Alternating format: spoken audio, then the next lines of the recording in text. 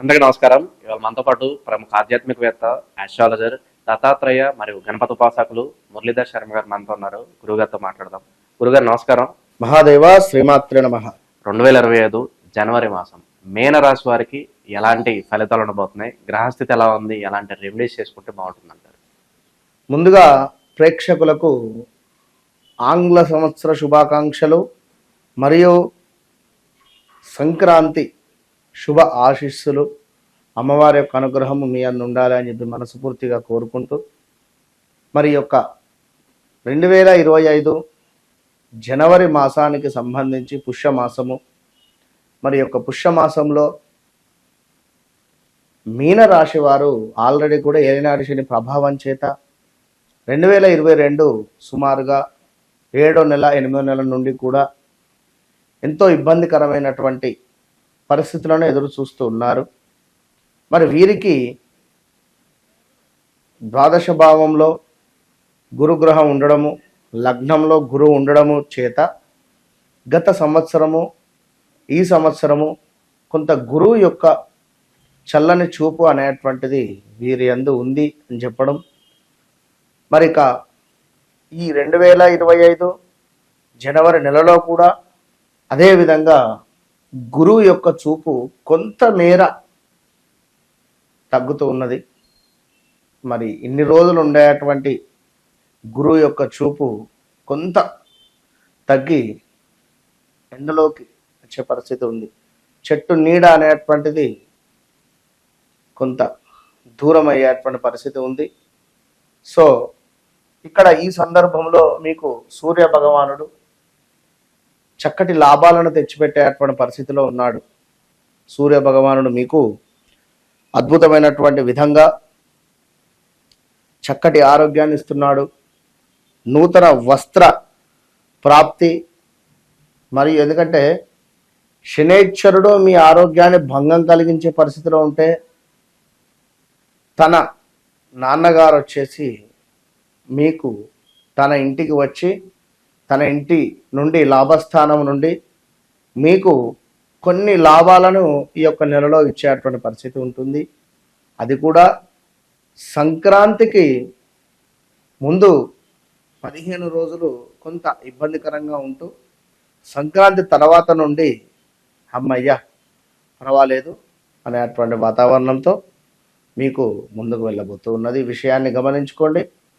ముఖ్యంగా job related ఎవరైతే ఉన్నారో వారికి జాబ్లో కొంత చికాకుగా అనిపించడము, జాబ్ రిలేటెడ్ నేను మానేయాలా అనేటువంటి భావన, దీంతోపాటు గవర్నమెంట్ జాబ్ కూడా రావచ్చును.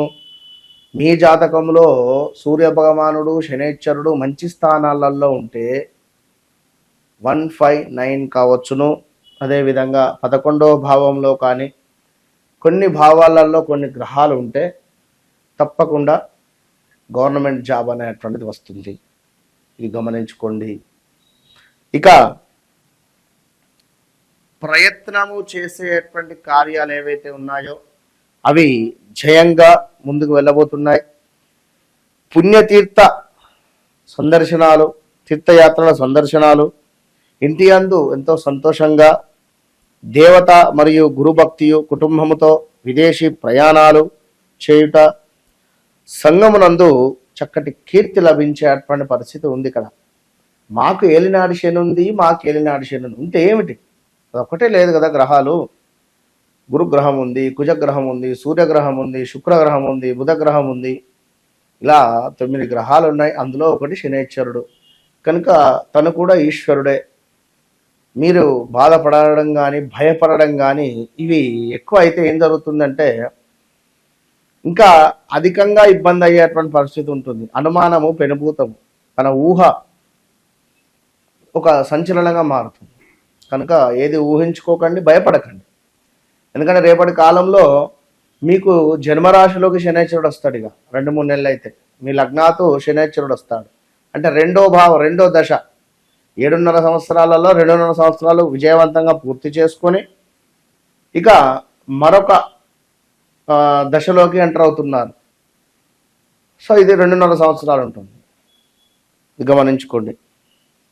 ఇక దేవతా గురుభక్తి అని చెప్పుకున్నాం. శని వల్ల ఏం జరుగుతుందంటే శ్రమ అధికంగా చేయాల్సి వస్తుంది. ఇక్కడ మీరు ఎక్కువగా కూడా పని చేసుకోండి. పని చేయకుండా ఖాళీగా ఉంటే ఇంకా ఇబ్బందికరమైన సంఘటనలు జరుగుతాయి, గొడవలు జరుగుతాయి, అవమానాలు జరిగే ఛాన్సెస్ ఉంటాయి. శనేశ్వరుడు అంటేనే వృత్తికారకుడు కనుక మీ పని మీరు చక్కగా మీ కర్తవ్యాన్ని మీరు విజయవంతం చేసుకొని ముందుకు వెళుతూ ఉంటే శనేశ్వరుడు ఎంతో సంతోషించి మీకు ఇంకా అధికమైనటువంటి డబ్బును చూపెడతాడు. ఇది గమనించుకోండి. ఇక శ్రమ అధికంగా ఉండేటువంటి పరిస్థితి. వాహనం నడిపేటప్పుడు మాత్రం జాగ్రత్త. మద్యం సేవించి వాహనం నడిపేటువంటి వారికి ఖచ్చితంగా కూడా యాక్సిడెంట్స్ అయ్యేటువంటి పరిణామాలు ఉన్నాయి. అలా జరిగిన వారు కూడా ఈ 2022 ఆగస్టు నుండి ఈ రోజు వరకు కూడా ఉన్నారు.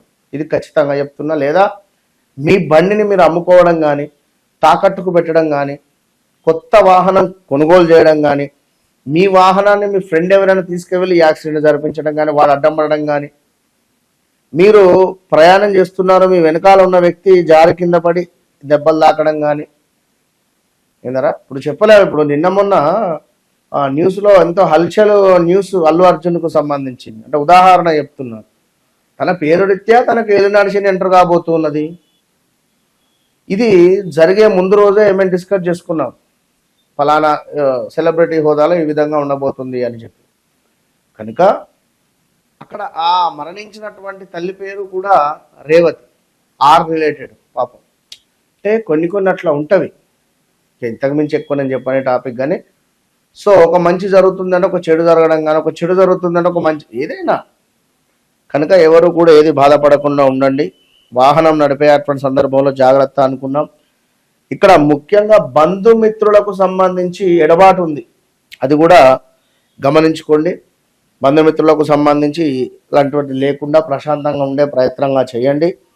ఇక ఈ యొక్క మీనరాశి వారికి మరొక అద్భుతమైన విషయం ఏమిటంటే కుటుంబ సౌఖ్యము, కీర్తి వృద్ధి ఉంది, ధనాదాయము కనబడుతుంది.